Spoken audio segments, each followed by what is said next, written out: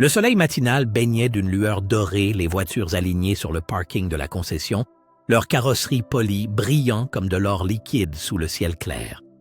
À l'intérieur, derrière les immenses baies vitrées de la concession Leblanc, les vendeurs en costumes impeccables et aux sourires soigneusement répétés attendaient les clients. Chaque geste, chaque poignée de main, chaque offre était méticuleusement calculée pour maximiser le profit. Cette journée s'annonçait chargée, comme toutes les autres. Mais aujourd'hui, quelque chose de complètement différent se préparait. Parmi les clients potentiels se promenait un homme d'âge mûr qui se fondait parfaitement dans la foule. Son jean usé, sa simple chemise boutonnée et sa posture décontractée suggéraient qu'il ne cherchait pas une voiture tape à l'œil. Le personnel le considérait simplement comme un client ordinaire à la recherche de son prochain véhicule. Son nom? Antoine Leclerc. Ce qu'ils ignoraient, c'est que toute la chaîne de concession lui appartenait.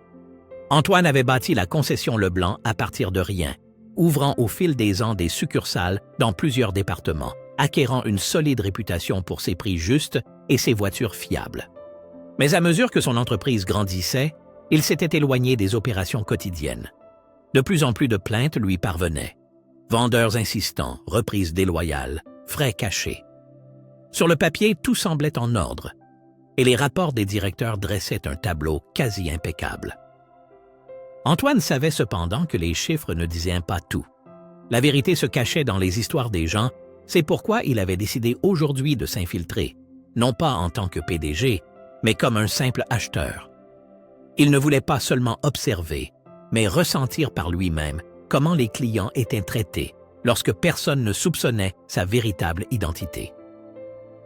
Il déambulait d'un air neutre le long des rangées de voitures étincelantes, passant parfois les doigts sur les capots. Un vendeur l'aperçut et s'approcha vivement, un sourire confiant aux lèvres. « Bonjour, monsieur. Avez-vous une idée du type de voiture que vous recherchez ?» demanda le vendeur.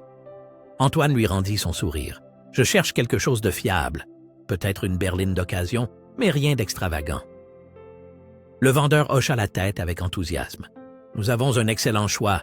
Je vais vous montrer les options. » Antoine le suivit, écoutant la présentation, mais son attention était en réalité ailleurs. Des années d'expérience lui avaient appris à repérer les signes subtils, les regards nerveux des employés, le langage corporel des clients, les conversations murmurées à voix basse. Et c'est alors qu'il l'entendit. « S'il vous plaît, n'y aurait-il vraiment pas moyen de faire autrement? » Une voix féminine tremblante traversa le showroom. Antoine pencha la tête et aperçut un couple âgé debout près du comptoir des reprises. L'homme était grand, mais l'âge avait courbé sa posture, ses cheveux argentés soigneusement peignés en arrière. Sa femme lui serrait la main, les rides d'inquiétude creusant son visage. Leur berline, plus ancienne mais visiblement en bon état, était garée dehors parmi les modèles plus récents, détonnant légèrement.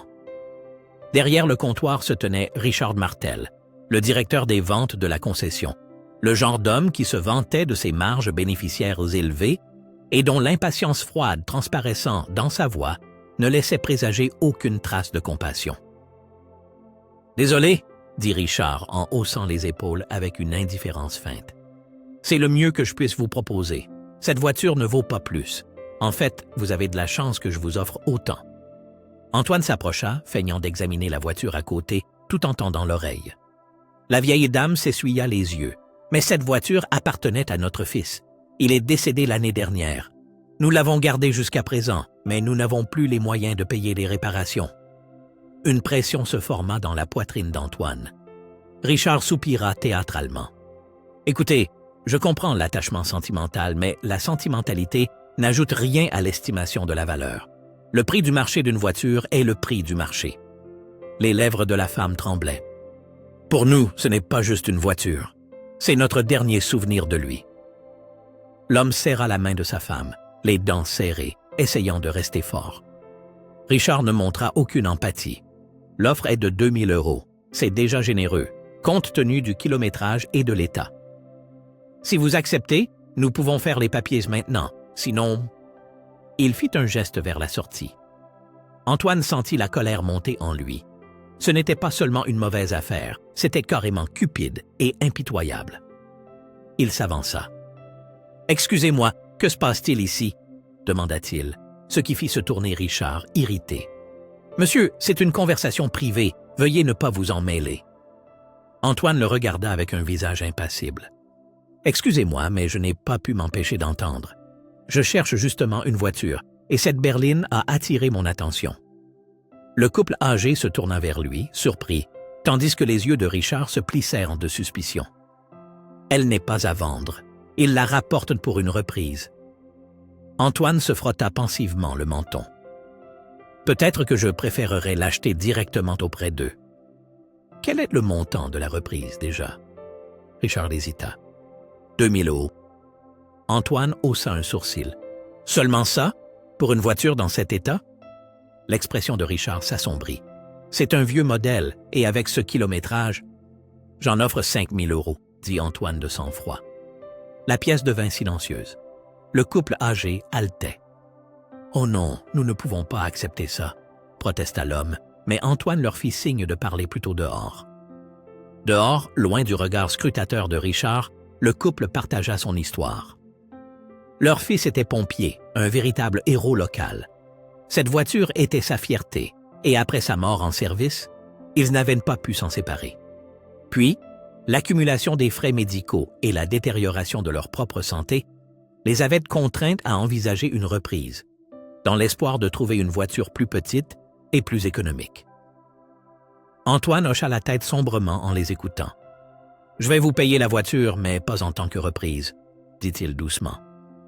Le sourcil de Jean Dupont se fronça. « Mais pourquoi feriez-vous ça? » Antoine sourit. « Parce que je ne veux pas qu'elle finisse sur un parc de revente. Je vais la restaurer et préserver la mémoire de votre fils. » Les yeux de la vieille dame s'embrouillèrent de larmes. « Vous feriez vraiment ça? » Antoine sortit son chéquier. « Ce n'est pas juste une voiture, c'est un héritage. » C'est à ce moment que Richard sortit en trombe, juste au moment où Antoine tendait le chèque au couple. « Vous ne pouvez pas faire ça, » lui lança-t-il, mais Antoine se tourna vers lui, le visage sans expression. « Nous parlerons plus tard, Richard, longuement, de la façon dont vous gérez cet endroit. » Richard s'arrêta net, une peur inexplicable traversant son visage. Il ne savait pas encore à qui il avait affaire. La tension était palpable alors qu'Antoine Leblanc se tenait devant la concession, le chèque de 5000 € à la main. Le couple Dupont le regardait comme s'il avait accompli un miracle. Dans leurs yeux fatigués et marqués par la vie, brillait quelque chose de fragile mais puissant, l'espoir. « Nous ne savons même pas quoi dire, » murmura Jean, serrant la main de sa femme. « Personne ne nous a jamais aidés comme ça. » Hélène essuya ses larmes. « Vous ne nous connaissez même pas. Pourquoi faites-vous tout cela? » Antoine répondit avec un sourire chaleureux. « Parce qu'il y a des choses plus importantes que l'argent. » Puis il s'approcha de la voiture, caressant le capot. « Cette voiture était importante pour votre fils, et elle l'est pour vous aussi. Je ne crois pas qu'il faille profiter des autres simplement parce que les principes commerciaux le dictent. » Jean déglutit difficilement et hocha la tête. « Il vous aurait apprécié, lui aussi, » dit-il d'une voix étranglée. L'estomac d'Antoine se noua à ces mots. Le poids de la responsabilité pesait sur ses épaules. Ses propres employés l'avaient-ils jamais vu ainsi? Ses concessions étaient-elles vraiment synonymes d'honnêteté et de respect, ou s'étaient-elles transformées avec le temps en simples machines à sous, exploitant des gens comme Jean et Hélène? Avant qu'il ait pu répondre, la porte vitrée de la concession s'ouvrit violemment. Richard Martel jaillit, le visage rouge de colère. « J'ai à vous parler, » lui lança-t-il sans prêter attention au couple. « Tout de suite. » Antoine prit une profonde inspiration et glissa discrètement le chèque dans la main de Jean. « Allez, encaissez-le et ramenez fièrement la voiture de votre fils à la maison. » Jean hésita, puis hocha la tête et serra fermement la main d'Antoine. « Merci. » Alors qu'il s'éloignait, la fureur de Richard explosa. « Mais qu'est-ce que vous croyez faire? » cracha-t-il en s'approchant. Son léo de Cologne bon marché et l'odeur aigre du désespoir se mêlaient à l'air lourd. Antoine resta calme. « J'ai aidé un client, n'est-ce que pas notre travail? » Richard éclata d'un rire moqueur. « Ça ne marche pas comme ça! » rétorqua-t-il en croisant les bras. Vous venez de causer une perte de plusieurs milliers d'euros à la concession, et en plus, vous avez sapé mon autorité. » Antoine haussa un sourcil. « L'autorité? Je ne savais pas que votre tâche consistait à extorquer chaque centime à des parents en deuil. » Les yeux de Richard brillèrent sauvagement. « Je ne sais pas pour qui vous vous prenez. »« Pour qui je me prends? » répéta Antoine, sa voix soudainement métallique, froide et pleine de puissance. Il fit un pas vers Richard, sa posture changea. Richard recula instinctivement. Le regard d'Antoine le transperçait.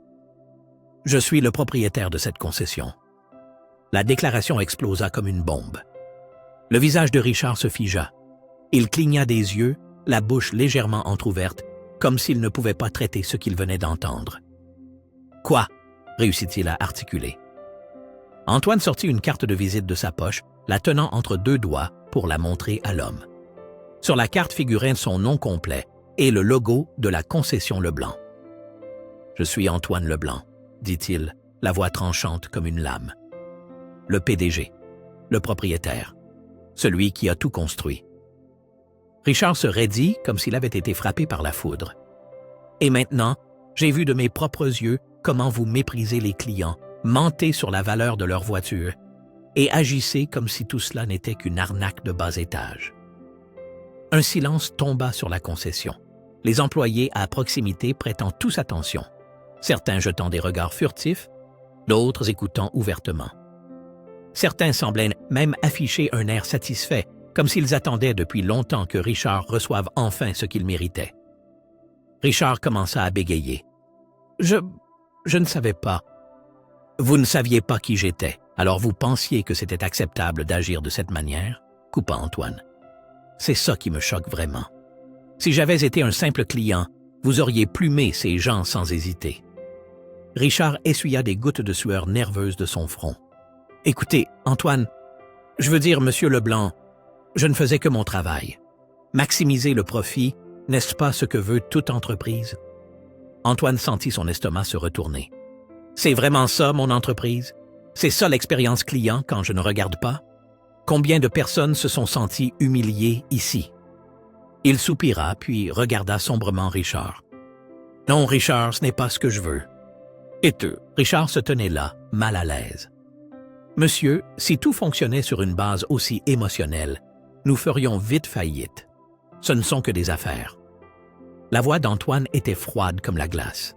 « Non, c'est de la cupidité. » La bouche de Richard s'ouvrit comme s'il ne savait pas quoi dire.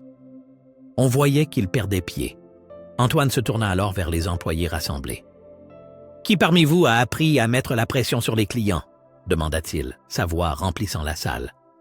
Un remue-ménage embarrassé fut la seule réponse. Personne ne parla. Antoine hocha doucement la tête. « Et qui a déjà vu des clients déçus partir d'ici, comme si nous les avions trompés? » Encore une fois, le silence répondit, mais quelques-uns jetèrent des regards de côté vers Richard. C'est alors qu'un jeune vendeur, dont le badge indiquait Christophe, s'avança. « Ça arrive, et même souvent, » dit-il d'une voix prudente mais sincère. Richard nous force à toujours sous-évaluer les voitures de reprise, même si elles valent plus. Richard se retourna vivement. « Tais-toi, Christophe, » lui lança-t-il. Christophe se recroquevilla, mais Antoine leva la main. « Non, Christophe, continuez. » L'homme hésita, puis rassembla son courage. « On nous a aussi demandé de proposer des taux d'intérêt plus élevés à ceux qui sont moins informés ou plus âgés. Beaucoup d'entre nous détestent ça, mais nous avons peur de perdre notre emploi. » Richard pâlit. « Ce n'est pas vrai. » Antoine le fixa d'un regard dur. « Vraiment? » Richard resta muet. Les employés piétinaient nerveusement, certains affichant du soulagement, d'autres de la honte. Antoine sentit qu'une ligne venait d'être tracée. Il ne s'agissait pas seulement de licencier un mauvais manager, mais de réparer un système défaillant. Finalement, il expira lentement. « Vous êtes viré, Richard? » La tête de Richard se releva brusquement. « Quoi? » Les mots d'Antoine étaient calmes, mais sans appel. « Faites vos affaires et partez, maintenant. » Richard voulut protester, mais il vit sur le visage d'Antoine qu'il n'y avait aucun sens à le faire. Marmonnant des jurons, il attrapa sa veste, et parmi les employés, personne ne fit semblant de le regretter. Antoine se tourna vers les autres. « À partir de maintenant, nous allons changer. Le client d'abord, des prix justes et des transactions transparentes. Celui qui n'est pas d'accord avec ça peut partir immédiatement. » Mais personne ne bougea. Christophe s'avança à nouveau. « Merci, monsieur. » Antoine hocha simplement la tête. « Remettons cet endroit sur pied comme il aurait toujours dû l'être. » Tandis que Richard sortait furieusement, Antoine le regarda partir avec une détermination tranquille. Ce n'était pas seulement une décision commerciale, c'était le début d'une sorte de révolution. L'air vibrait encore d'émotion après que Richard Martel eut quitté la concession en claquant la porte, l'écho de ses pas résonnant sur le sol comme les dernières notes d'une mélodie trop longtemps étirée. Les employés assistèrent à son départ avec des sentiments mitigés. Certains soulagés, d'autres encore dans une incertitude tendue. Quelques-uns échangèrent dans des regards, tandis que Christophe, le jeune vendeur courageux, regardait Antoine avec un espoir prudent. Antoine Leblanc, le patron infiltré désormais démasqué, se tenait droit au centre de l'attention. Il venait de licencier l'un de ses managers les plus abusifs, mais il sentait au fond de lui que ce n'était que le début. Antoine Leblanc balaya la salle du regard, ses yeux perçants fixés sur les employés qui avaient assisté en silence aux manœuvres de Richard Martel pour tromper les clients. « Je veux clarifier une chose, » dit-il d'une voix ferme.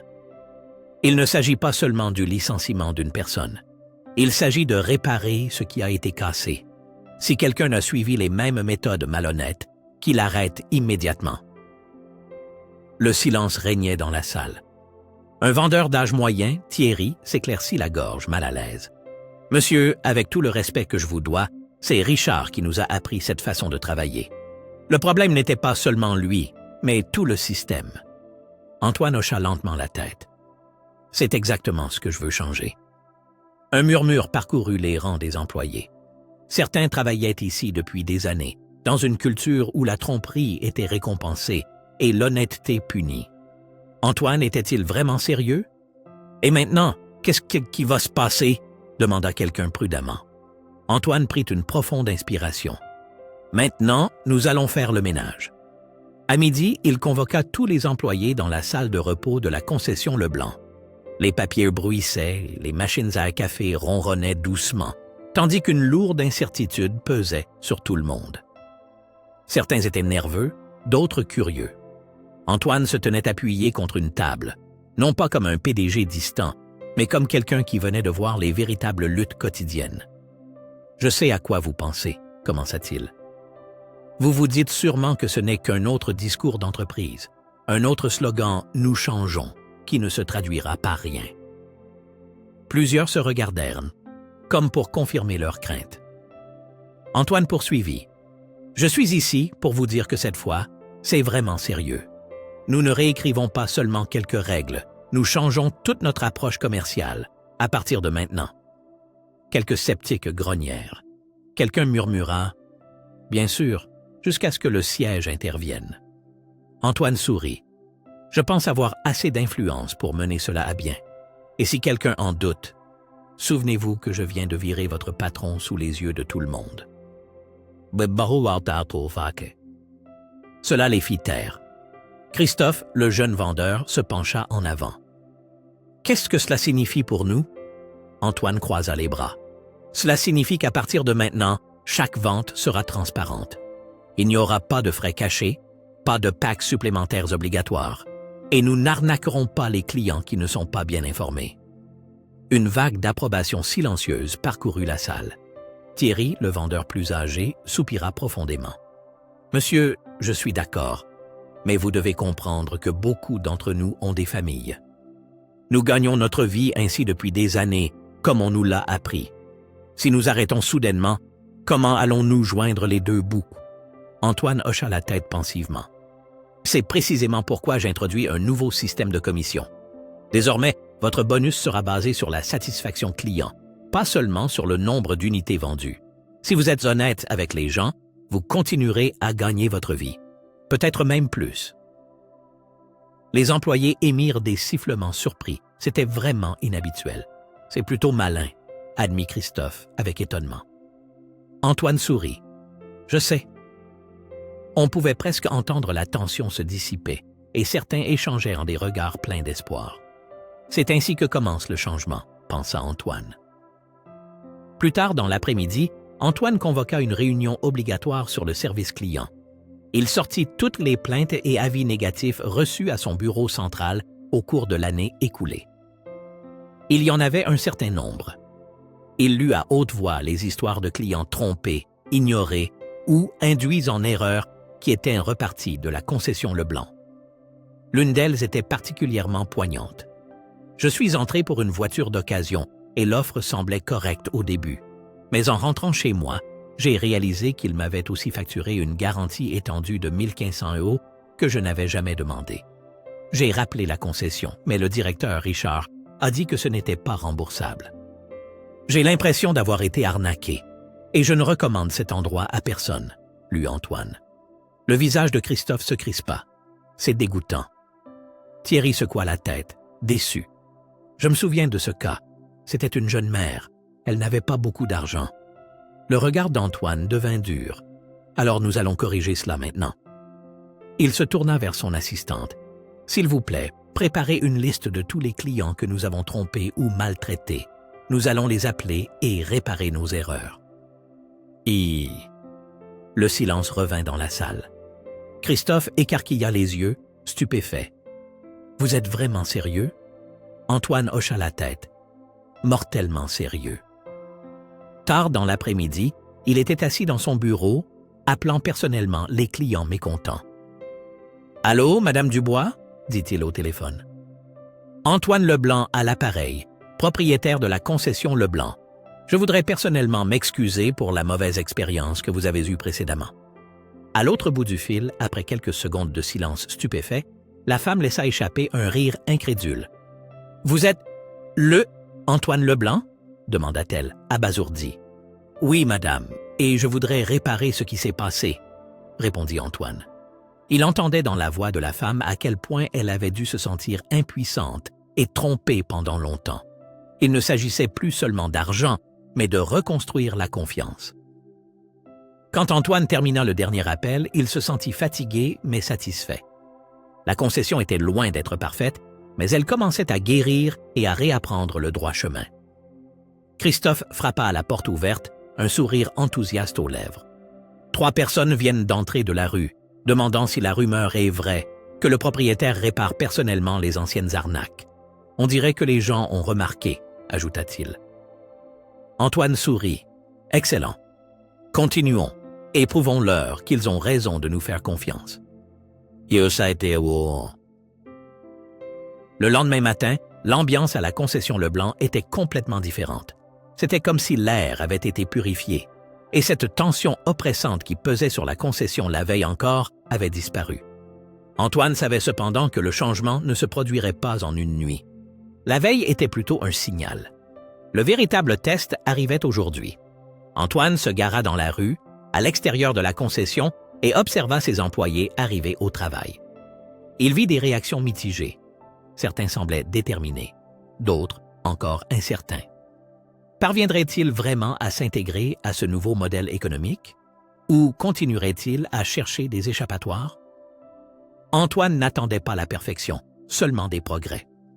En entrant dans la concession, Christophe était déjà là, rangeant son bureau. « Bonjour, patron !» salua-t-il joyeusement. Antoine rit. « Pas besoin de m'appeler comme ça. » Christophe sourit malicieusement. C'est toujours mieux que « Hé !» le type mystérieux qui s'est fait passer pour un client. Antoine rit à nouveau et secoua la tête. Thierry, le vendeur plus âgé, les rejoignit, une expression pensive sur le visage. « Vous pensiez vraiment tout ce que vous avez dit, n'est-ce pas ?» demanda-t-il à voix basse. Antoine hocha la tête, jusqu'au dernier mot. Thierry soupira. « Alors je crois que je dois m'excuser. » Antoine pencha légèrement la tête. « Allons, pourquoi donc ?» L'homme plus âgé hésita un instant. « Parce que pendant longtemps, j'ai regardé sans rien faire Richard faire ce qu'il voulait. Je n'étais pas d'accord, mais j'avais besoin de ce travail, et je me disais que ce n'était pas à moi d'intervenir. » Antoine vit que Thierry parlait avec une sincérité authentique. « Maintenant vous êtes là, et vous servez la bonne cause, » répondit-il doucement. « C'est ce qui compte vraiment. » Thierry hocha légèrement la tête, comme si un fardeau qu'il portait depuis longtemps venait de tomber de ses épaules. C'est alors que deux silhouettes familières apparurent à l'entrée. C'étaient Jean et Hélène Dupont, le couple âgé de la veille. Hélène regarda autour d'elle dans la concession avec un sourire, comme si elle voyait un endroit entièrement nouveau. Jean s'approcha d'un pas déterminé et assuré. Antoine se dirigea immédiatement vers eux pour les saluer. « Monsieur Dupont, Madame Dupont, je ne m'attendais pas à vous revoir si tôt, » leur dit-il d'une voix chaleureuse. Jean tendit la main et Antoine la serra cordialement. « Nous voulions vous remercier, » dit l'homme sérieusement. « Pas seulement pour ce que vous avez fait pour nous, mais pour ce que vous faites ici. » Antoine cligna des yeux, légèrement embarrassé. Hélène sourit doucement. « Les nouvelles vont vite par ici. Tout le monde parle de la façon dont vous nous avez défendus, comment vous avez viré cet homme, et comment vous remettez les choses en ordre. » Jean ajouta « Nous n'étions pas les seuls à avoir été maltraités. » Antoine sentit qu'il réalisait lentement à quel point il s'agissait de bien plus qu'une seule concession. C'était aussi l'affaire de la communauté. À cet instant, la porte vitrée s'ouvrit à nouveau et une jeune femme d'une trentaine d'années entra. Sur son visage se lisait un étrange mélange de colère et d'espoir. Elle serrait un dossier dans sa main, comme s'il contenait des preuves. La réceptionniste s'approcha d'elle, mais avant qu'elle ait pu dire quoi que ce soit, la femme regarda Antoine. « C'est vous le propriétaire ?» demanda-t-elle. Antoine hocha la tête. « Oui, en quoi puis-je vous aider ?» La femme soupira profondément. « Je m'appelle Reka Moreau. J'ai acheté un Ford Explorer d'occasion ici l'année dernière. » Antoine lui offrit un siège. « Dites-moi ce qui s'est passé. » La voix de Reka tremblait alors qu'elle poursuivait. « On m'a dit que je faisais une bonne affaire, que le financement serait également avantageux. Mais quand je suis rentré chez moi et que j'ai examiné les papiers, j'ai vu qu'on m'avait facturé des frais dont il n'avait jamais été question. » La bouche d'Antoine se pinça en une ligne fine. Il voyait devant lui exactement le genre de pratique trompeuse que Richard avait encouragé. « J'ai essayé de téléphoner, » continua Reka, « mais on m'a toujours éconduite en disant qu'on ne pouvait plus rien changer. Au final, j'ai payé environ 3 000 € de plus que prévu. » Quelques collègues se tortillèrent nerveusement. Ils avaient souvent vu des cas similaires. Antoine prit une profonde inspiration. « Je suis désolé que cela soit arrivé. » Reka scruta son visage, manifestement habitué à être trompé. « Les excuses ne suffisent pas, » déclara-t-elle fermement. « Je veux savoir ce que vous allez faire. » Antoine ne recula pas. « Sortons les dossiers et examinons les détails. » Reka cligna des yeux, stupéfaite. « Juste comme ça, simplement? » Antoine hocha la tête. « Exactement. » Dès que Reka fut assise, Christophe chercha son contrat dans le système et les chiffres confirmèrent clairement son histoire. Frais supplémentaires excessifs, taux d'intérêt gonflés, tout était là, noir sur blanc. « C'est Richard qui s'en est occupé, monsieur », nota Christophe. Antoine ne fut pas surpris. Reka croisa les bras. « Alors ?» Antoine se pencha en avant. « Alors nous allons corriger cela. » Reka le fixa, incrédule. « Comment ?» Antoine pointa le contrat du doigt.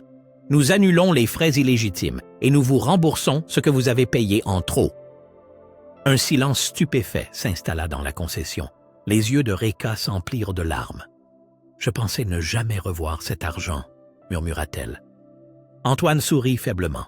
« Aujourd'hui, nous allons changer cela. » Lorsque Reka partit enfin, les papiers prouvant le remboursement en main, on voyait clairement le soulagement libérateur qu'elle ressentait. Les clients présents dans la concession avaient tous vu ce qui s'était passé et n'essayaient même pas de cacher qu'ils écoutaient. Des chuchotements se répandirent. « Tu as vu? Ils lui ont rendu son argent! Je n'ai jamais entendu parler de ça dans une autre concession. Peut-être que cet endroit a vraiment changé? » Antoine regarda Christophe et Thierry, voyant l'impact que tout cela avait eu sur eux. Christophe semblait satisfait, tandis que Thierry était sérieusement pensif. Antoine sourit. Ce n'était pas juste un remboursement ponctuel, c'était la refondation de la confiance. Et la confiance, une fois restaurée, peut tout changer. Dans les jours qui suivirent, un vent nouveau souffla véritablement sur la concession Leblanc. Avec le départ de Richard, les clients étaient désormais traités avec honnêteté et respect. Et bien que certains doutassent encore, la bonne nouvelle se propagea rapidement. Puis, un matin, quand Antoine arriva, un spectacle surprenant l'attendit. Une petite file de personnes se tenait devant l'entrée de la concession. Même ceux qui avaient seulement entendu dire que la concession Leblanc réparait maintenant les anciennes arnaques étaient venus. Dès l'ouverture, les téléphones se mirent également à sonner sans arrêt. Certains demandaient la révision de leurs transactions passées. D'autres voulaient simplement savoir s'ils pouvaient à nouveau faire confiance à cet endroit. Christophe regarda Antoine avec admiration. « Patron, je crois qu'on a lancé quelque chose de plus grand qu'on ne le pensait. » Antoine sourit. C'était exactement le but. Mais pendant que la concession Leblanc affichait des résultats de plus en plus positifs, quelqu'un d'autre les observait. Et cette personne n'était pas du tout satisfaite de ce qu'elle voyait. Vers l'heure du déjeuner, Antoine Leblanc reçut un appel téléphonique inattendu. À l'autre bout du fil se trouvait Michel Lemaire, propriétaire du garage Lemaire dans la ville voisine et rival de longue date de la concession Leblanc. Michel Lemaire était tristement célèbre pour ses méthodes de vente agressives, son marketing trompeur et ses tactiques visant à casser les prix de la concurrence. Mais maintenant, il n'était manifestement pas content. Antoine décrocha le téléphone et dit calmement « Lemaire, en quoi puis-je vous aider? »« J'ai entendu ce que tu manigances, Leblanc », vint la réponse tendue. Antoine se pencha en arrière dans son fauteuil. « Je change quelques trucs, c'est tout. » La voix de Lemaire était suave, mais on pouvait sentir la tension sous-jacente. « Fais attention, mon ami. Tu crées un dangereux précédent si tu commences à tout rembourser et à faire des offres correctes. Tu crois que ça va s'arrêter là? Cette industrie ne fonctionne pas comme ça. » Antoine sourit. « Non. Jusqu'à présent, elle fonctionnait en plumant les gens. Moi, je me retire de ça. » Michel Lemaire laissa échapper un rire amer. « Tu te prends pour un héros? Ce n'est pas de la charité. Les gens n'achètent pas une voiture parce qu'ils te font confiance, mais parce qu'ils cherchent en l'offre la moins chère sur le papier. » Antoine sentit le téléphone se serrer dans sa main. « Peut-être que c'est comme ça que tu fais des affaires, moi non. » Lemaire soupira profondément. « D'accord, joue au bon garçon, mais tôt ou tard, le profit te rattrapera. » La voix d'Antoine se durcit. « C'est une menace? Parce que j'ai beaucoup à faire, j'essaie justement d'aider quelques clients. »« Oh, ce n'est pas une menace, » grogna Lemaire. « Sache juste que je vais te piquer tes clients. Si tu crois que tu vas pouvoir profiter des projecteurs comme ça, tu te trompes lourdement. » La ligne fut coupée. Antoine reposa lentement le combiné, sentant ses pensées s'accélérer. En début d'après-midi, les premiers signes que Lemaire ne bluffait pas apparurent. Christophe fit irruption dans le bureau d'Antoine, le visage inquiet. « Patron, il y a un problème, les gens s'en vont. » Antoine releva la tête. « De quoi parles-tu? » « Lemaire fait des offres inférieures à toutes les nôtres. » Antoine serra silencieusement le poing. En sortant dans l'espace de vente, il vit un couple d'âge mûr qui discutait justement avec Thierry. « Merci beaucoup pour l'offre, » dit l'homme. « Mais le garage Lemaire vient de nous appeler. Il propose le même modèle pour 700 € de moins. » La déception se lisait sur le visage de Thierry. « Nous vous avons donné le meilleur prix possible. » L'homme haussa les épaules. « Nous aimerions acheter chez vous, mais c'est difficile de laisser autant d'argent comme ça. » Antoine s'approcha d'eux. « Monsieur, puis-je vous demander si Lemaire a mentionné comment il pouvait baisser autant ses prix par rapport aux nôtres? » Le couple cligna des yeux, perplexe. « Pas vraiment, » répondit l'homme. « Je suppose qu'ils accordent juste une plus grosse remise. » Antoine se pencha un peu plus près. Et ont-ils parlé des frais cachés, des options obligatoires ou des montages financiers astucieux qu'ils vous présenteront à la fin? L'homme regarda sa femme avec une légère incertitude. Ils n'ont rien mentionné de tel. « Parce qu'ils ne veulent pas que vous le sachiez, » répondit Antoine à voix basse. « Au début, ils semblent moins chers, mais au moment de signer le contrat, l'offre change soudainement. » Thierry cliqua également sur une ancienne fiche de données sur son ordinateur. « Regardez, monsieur, plusieurs personnes sont revenues nous voir après avoir été trompées par le garage Lemaire. Ils pensaient bien de faire une meilleure affaire, mais au final, les montants sur les papiers étaient complètement différents. » Le couple se regarda, puis l'homme soupira. « Alors nous allons rester ici finalement. » Antoine sourit. Sage décision. Le soir, après la fermeture, Antoine réunit les employés. « Le maire essaie d'étouffer notre élan, dit-il, tandis que Christophe et Thierry se joignaient à eux. Et il attaque par les prix. Christophe s'assombrit. Alors, qu'est-ce qu'on fait maintenant?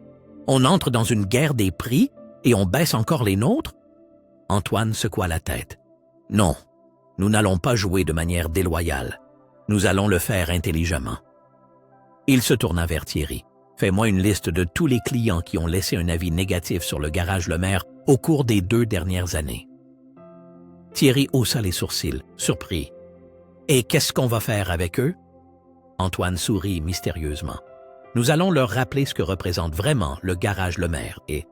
Le lendemain matin, la concession Leblanc lança une campagne d'envergure. Des emails personnalisés et des messages sur les réseaux sociaux furent envoyés aux anciens clients dont ils savaient qu'ils avaient été trompés par le garage Lemaire. Le message court était essentiellement le suivant.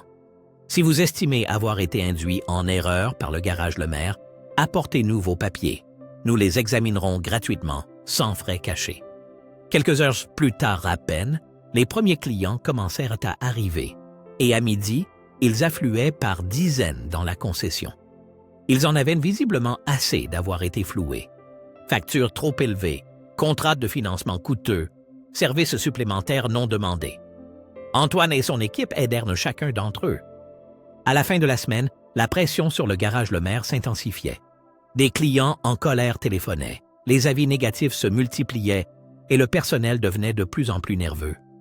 Ce soir-là, Antoine reçut un autre appel, c'était encore Michel Lemaire. Mais cette fois, il n'y avait plus aucune trace de son rire supérieur. « Tu crois que tu as gagné, Leblanc ?» siffla-t-il au téléphone. « Tu me ruines. » La voix d'Antoine sonna froidement. « Tu t'es ruiné tout seul, Lemaire. » Puis il raccrocha. L'air était électrique d'excitation à la concession Leblanc. Depuis une semaine, les gens affluaient continuellement, fuyant les méthodes douteuses de Lemaire. Leur réputation, autrefois ternie, se rétablissait à une vitesse surprenante. Antoine aurait pu célébrer, mais il se doutait que Michel Lemaire n'allait pas laisser les choses en l'état. Il n'eut pas à attendre longtemps. Cet après-midi-là, la porte de la concession s'ouvrit avec fracas, et Lemaire entra, flanqué de 2 de ses meilleurs vendeurs. Son costume coûteux était légèrement froissé, et son regard profondément frustré se voyait de loin. Antoine se tenait justement près du comptoir de la réception et se tourna vers lui, les bras croisés. « Lemaire, » dit-il d'un ton calme. L'homme esquissa un demi-sourire narquois. « Leblanc, je pensais venir te féliciter pour ta petite victoire. »« Ce serait ça, ma petite victoire ?» rétorqua Antoine, inclinant légèrement la tête. « J'appellerais plutôt ça le retour de l'honnêteté dans les affaires. » Le maire laissa échapper un rire bref et amer. « Tu crois vraiment que ça peut marcher comme ça? Toute la semaine, tu as rendu de l'argent, annulé des frais, joué au bon samaritain.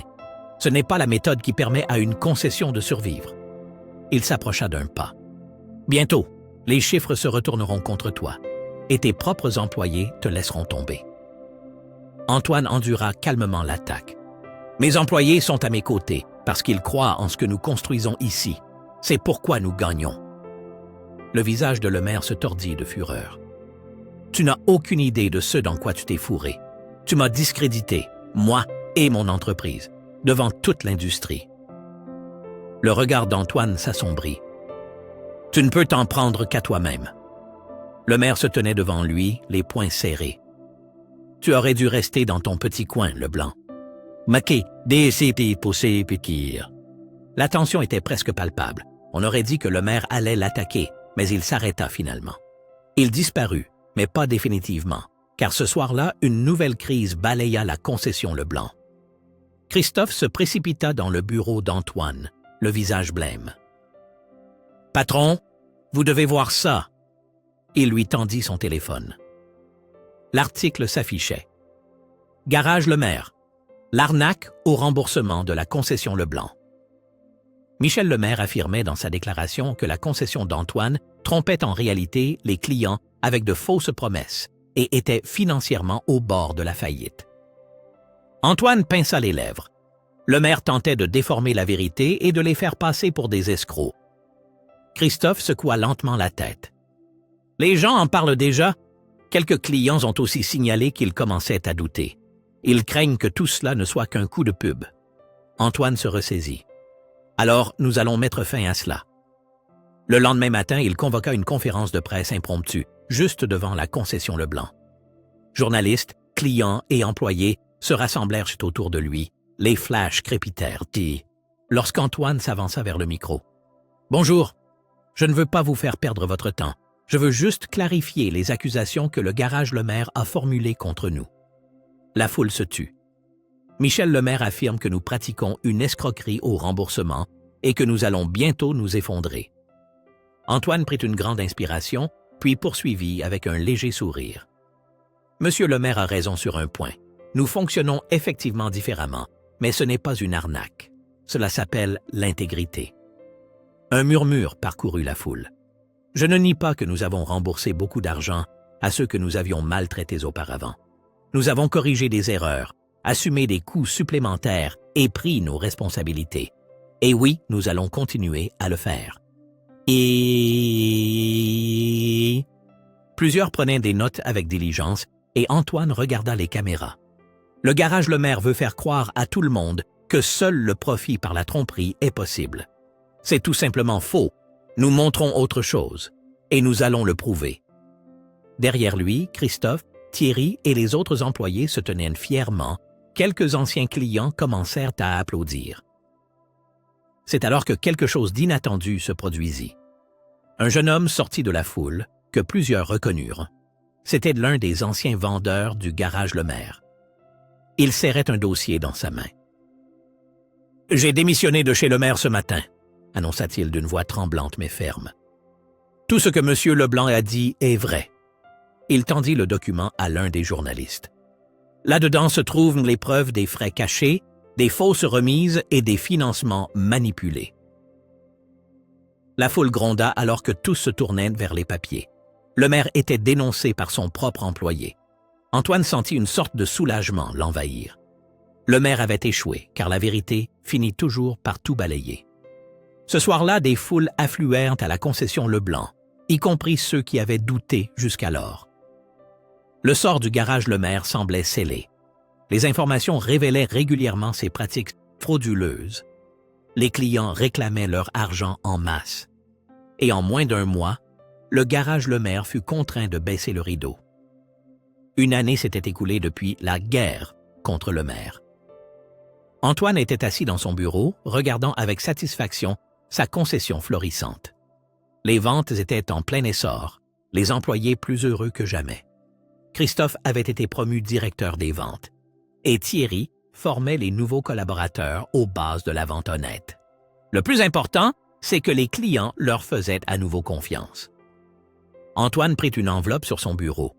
Elle venait de Jean et Hélène Dupont, contenant une photo de la vieille voiture de leur fils, entièrement restaurée. Au bas de la photo, une ligne manuscrite. « Merci de nous avoir montré qu'il existe encore des gens bien dans le monde des affaires. Notre fils serait fier de vous. » Antoine sentit sa gorge se serrer. Au début, il voulait juste remettre son entreprise sur pied, mais il avait finalement créé quelque chose de bien plus grand. Un héritage fondé sur l'honneur. Et cela valait plus que tout.